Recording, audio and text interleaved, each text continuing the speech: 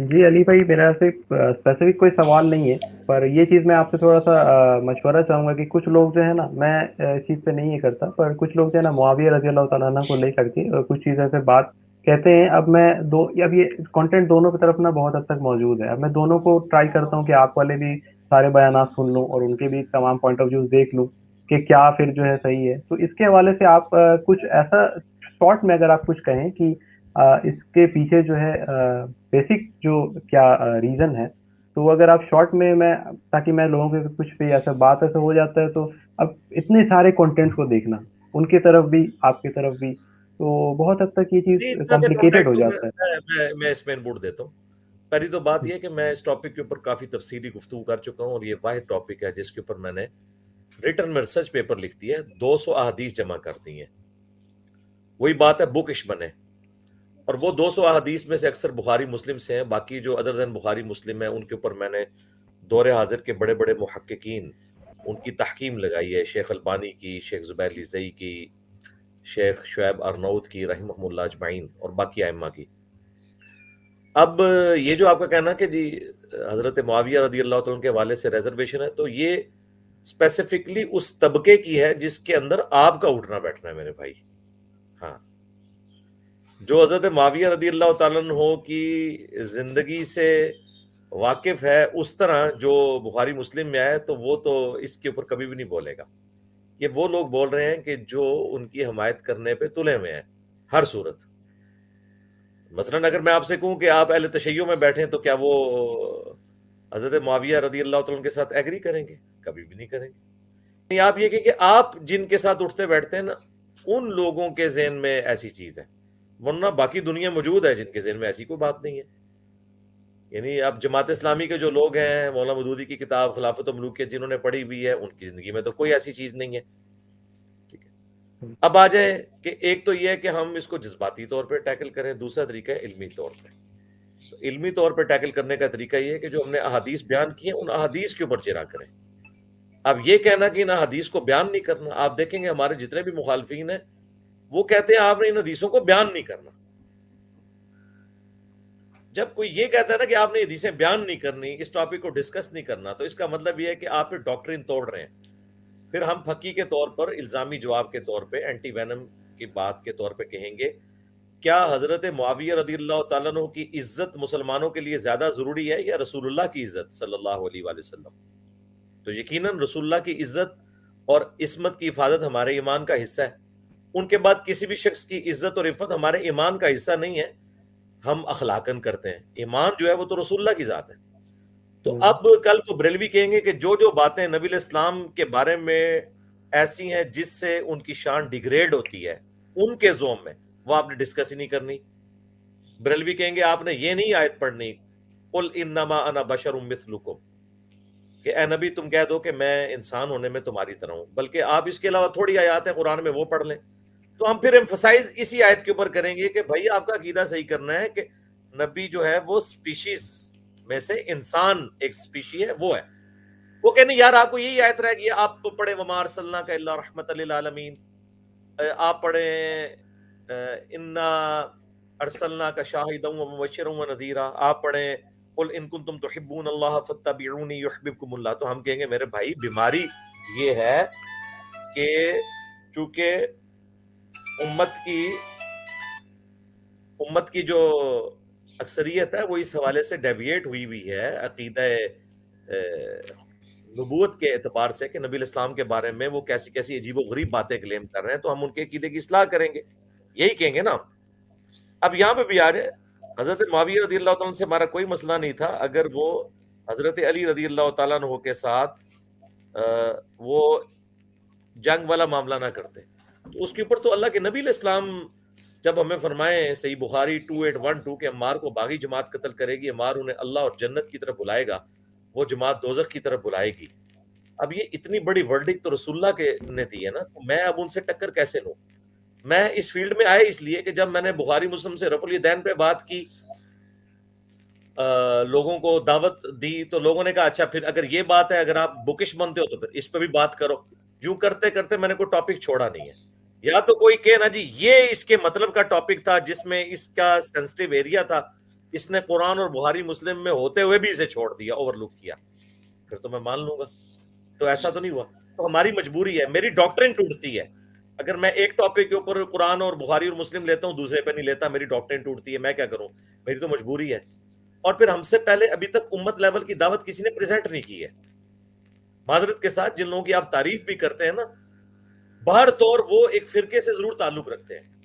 یعنی آپ اگر ڈاکٹر اسرار صاحب کو لیں تو ڈاکٹر اسرار صاحب سنی ہیں, اور اس میں بھی سب سیکٹ دیوبندی ہیں, اہل حدیث کی طرف بھی مائل تھے. اچھا, ڈاکٹر ذاکر نائک جتنا مرضی آپ نیوٹرل بنا دیں, شیعہ تو نہیں ہے وہ, انہوں تو یزید کو رضی اللہ عنہ کہا ہوا ہے. سنی ہے, سنی میں بھی ایک کٹر وہابی جو اہل حدیث فرقہ ہے اس کے طرف ان کا ملائن ہے بہت زیادہ. اس طریقے سے آپ اور بھی بڑے بڑے سپیکرز کو لے لیں تو آپ کو نظر آئے گا کہ وہ انکلائنڈ ہے ایک طرف. پہلی دفعہ امت لیول پہ کسی شخص نے اگر آواز بلند کی ہے نا, سنی شیعہ کنفلکٹ سے بھی بلند ہو کر کے بھی یہاں پہ شیعہ صحیح کہہ رہے ہیں, یہاں پہ سنی, تو میرے علاوہ کوئی بندہ ہے تو مجھے پریزنٹ کریں پلانٹ ارتھ کے اوپر. ماضی قریب میں, مستقبل میں شاید تو نہیں ہمیں پتا, حال میں کوئی بندہ بتا دیں کہ ہاں یہ بندہ ہے. ایک بندے نے تھوڑی سی جرت کی, مولانا اسحاق صاحب نے, لیکن وہ بھی اپنے اہل حدیث کی مسجد میں نماز پڑھاتے رہے, اہل حدیث کے ساتھ اپنے تعلق کو قائم رکھا, اگرچہ اہل حدیث نے انہیں نکال دیا, لیکن وہ بھی ایک خاص ٹاپک کے اندر اس طرح کے معاملات کے اندر لے کے چلے. اور صوفیاء کے بارے میں انہوں نے بہت زیادہ, یعنی اس کا ایک طرف وہ اس اعتبار سے انہوں نے ایک, آپ سمجھ لیں کہ انصاف کے حوالے سے تھوڑی کمزوری دکھائی کہ حضرت معاویہ کے بارے میں تو بہت سخت ہو گئے, اور دوسری طرف چشتی رسول اللہ, اشرفی رسول اللہ والے, ان کے بارے میں کہا یہ صوفیات کی شتیحات ہیں, یہ اللہ کے ولی ہیں, ان کے ساتھ صرف نظر کریں. اور آج تک ان کے اسٹوڈنٹ میرے ساتھ جھگڑتے ہیں اس بات کے اوپر. حضرت معاویہ کے اوپر وہ اتنے سخت ہیں, وہ کہتے ہیں ہم کیوں ہیں, کہتے ہیں جی حدیثیں ہیں بخاری مسلم کی. اور جب صوفیاء کی باری آتی ہے ہم کہتے ہیں جی اس میں بھی تو ہے, انہوں نے دین کا جنازہ نکالا, وہ کہتے ہیں نہیں ان کی دین کی بڑی خدمات ہے. تو میں پھر ان سے بھی, میرا یہ سب سے بڑی ریزرویشن ہی ان کے ساتھ ہی ہے. اللہ کا شکر ہے کہ ہمارے اسٹوڈنٹس کو کبھی بھی ہماری دعوت حق کی وجہ سے کبھی شرمندگی نہیں اٹھانی پڑتی, کیونکہ دو نمبری نہیں آپ میری ثابت کر سکیں گے کہ میں اگر ایک جگہ پہ ایک سٹانس لیا تو دوسری جگہ میں بھاگ جاؤں سٹانس سے. کوئی ایک بات نہیں مجھے بتا سکتا کہ اس معاملے میں بھاگا ہوں کسی سٹانس کے اوپر, نہیں, بالکل کلیئر کٹ بات کی ہے کہ یہ بات غلط ہے, یہ اس طرح نہیں, یہ اس طرح ہے. اب اگلی بات, جو مسلمانوں کا ترہ امتیاز مانا جاتا ہے سب کانٹیننٹ کے مسلمانوں کا, جو بندہ بھی اٹھتا ہے, جاہل ہے, عالم ہے, صوفی ہے, محدث ہے, مفسر ہے, وہ آگے کہے گا جی ختم نبوت پہ کام کرنے کی بڑی ضرورت ہے, اور اس کے اوپر اربوں کے بجٹ ہیں, اربوں کے, کروڑوں کے نہیں, ختم نبوت. اور ختم نبوت سے مراد اینٹی قادیانی ہونا. پاکستان میں تو یعنی یہ جتنی چل رہی ہے نا ختم نبوت کے خلاف, جو ختم نبوت کے نام کے اوپر تحریکیں, وہ سب کروڑوں اربوں کے بجٹ ہیں. ان سب سے میں کہتا ہوں یار آپ لوگ 100 سال ہو گئے ختم نبوت کی رٹ لگائی ہوئی ہے, مجھے ایک بندہ بتائیں اس پلانٹ ارتھ پہ غلام احمد قادیانی دجال سے لے کر ابھی تک جن جن لوگوں نے قادیانیوں کے خلاف کام کیا ہے, چاہے وہ بریلوی ہو, دیوبندی ہو, اہل حدیث ہو, شیعہ ہو, کہ جنہوں نے کبھی چشتی رسول اللہ یا اشرف علی تھانوی رسول اللہ کو غلط کہا ہو یا کبھی اس کو ڈسکشن میں لائے ہوئے ہو, نہیں. حالانکہ قادیانیوں سے پوچھے وہ کھڑے ہی اس کے اوپر ہیں. وہ کہتے ہیں اگر آپ اپنے صوفیات کی شتیحات کو مان رہے ہیں نا اس کانٹیکسٹ میں, تو ہمارے کی بھی مانے نا. ان کو آپ رحمت اللہ علیہ کہہ رہے ہیں, ہم بھی تو امتی نبی ڈیمانڈ کر رہے ہیں نا ان کو. ہم کب کہہ رہے ہیں کہ ختم نبوت کے وہ منافی ہے, ہم کہتے ہیں وہ امتی ہیں نبی, جس طرح آپ امتی ولی مانتے ہیں. امتی ولی اگر چشتی رسول اللہ پڑھا سکتا ہے, امتی ولی اگر اشرف علی تھانوی رسول اللہ کلمے کو انڈورس کر سکتا ہے, امتی ولی اگر شبلی رسول اللہ پڑھا سکتا ہے, تو امتی نبی اگر پڑھائے, اور وہ بھی یہ نہ پڑھائے کہ غلام احمد قادیانی رسول اللہ, صرف کہ امتی نبی, کلمہ وہ یہی پڑھائے محمد رسول اللہ, تو آپ اس کو غلط کہتے ہیں. تو میں ہمیشہ ان کو کہتا ہوں کہ قادیانیوں کی گمراہی کی وجہ یہ لوگ ہیں جو ختم نبوت کی تحریکیں چلا رہے ہیں, کیونکہ انہوں نے اپنے بابوں کو چھوڑ دیا. میں پہلی دفعہ آیا ہوں جس نے یہ بات کی ہے کہ یار انہوں نے بھی ڈنڈی ماری, اس نے بھی ڈنڈی ماری. اس نے شراب کو شراب کہہ کے پیا, اور صوفیاء نے اس کو انگوروں کا جوس کہہ کے پی لیا.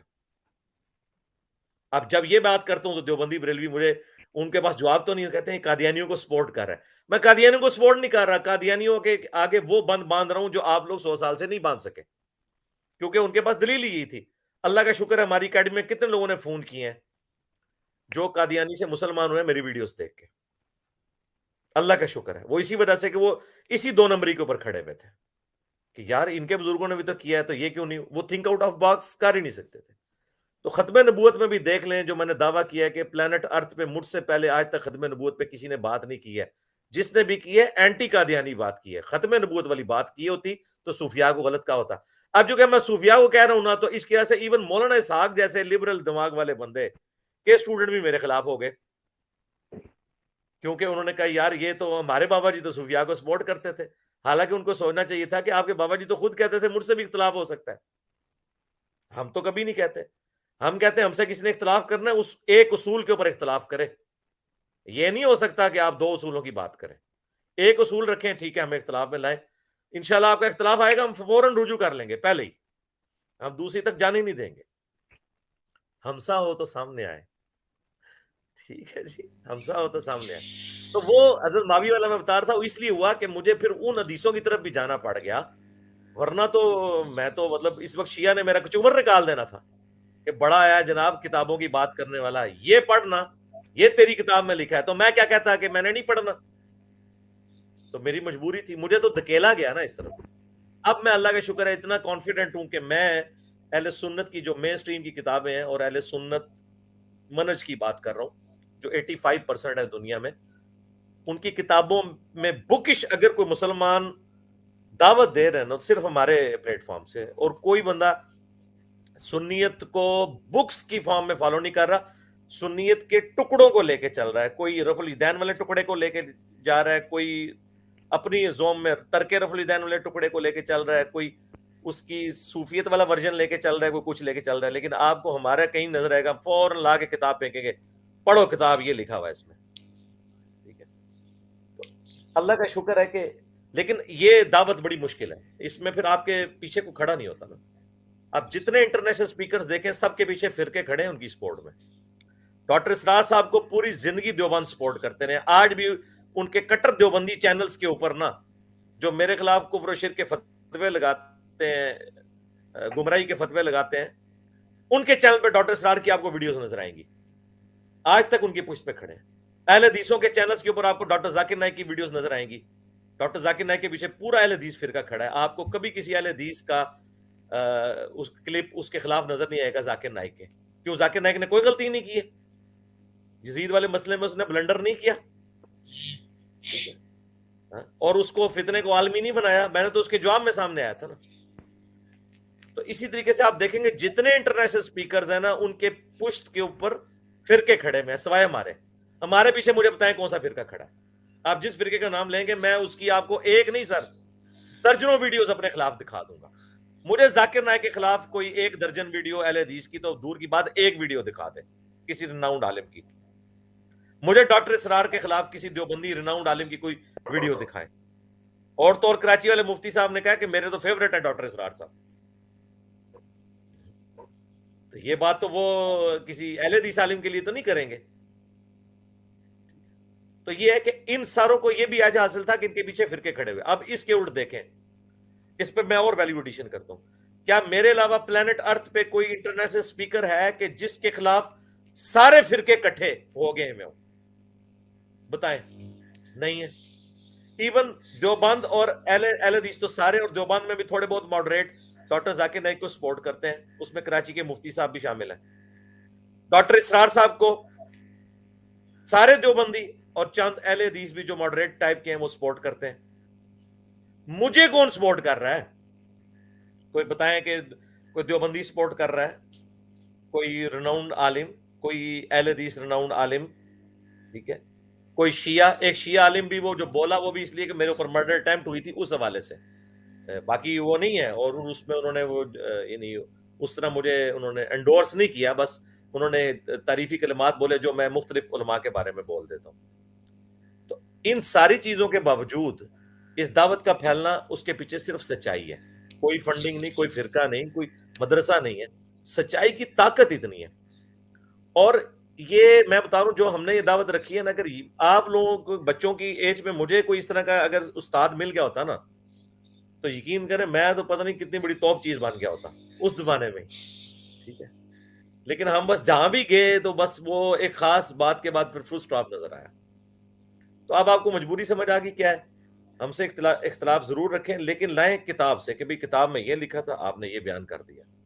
لیکن اگر آپ آگے کہیں گے نا کتاب میں یہ لکھا تھا، یہ بیان نہیں کرنا چاہیے، اس سے لوگوں کے ذہن میں نیگیٹو چیز آئے گی، تو پھر تو سر بریلوی بھی یہی کہتے ہیں کہ آپ نے نبی علیہ السلام کے بارے میں کوئی ایسی بات نہیں بتانی حدیث کہ جب حضرت عائشہ پہ تہمت لگی تو رسول اللہ 40 دن تک پریشان رہے. اگر رسول اللہ خود غیب جان لے ہوتے تو پریشان نہ ہوتے. یا صحیح بخاری میں ہے حضور کو زہر ملا کے دے دیا تھا، اگر نبی علیہ السلام کو پتا ہوتا اس میں زہر ہے تو اتنے صحابہ شہید نہ ہوتے. اب اس طرح باتیں کرنے سے بریلوی کہتے ہیں ہمارے دل میں حضور کے لیے نفرت آتی ہے. اچھا نبی کو یہ بھی نہیں تھا پتا؟ اور بھئی یہ تو عقیدہ ہے کہ نبی کو اس وقت پتا چلتا ہے جب اللہ بتاتا ہے.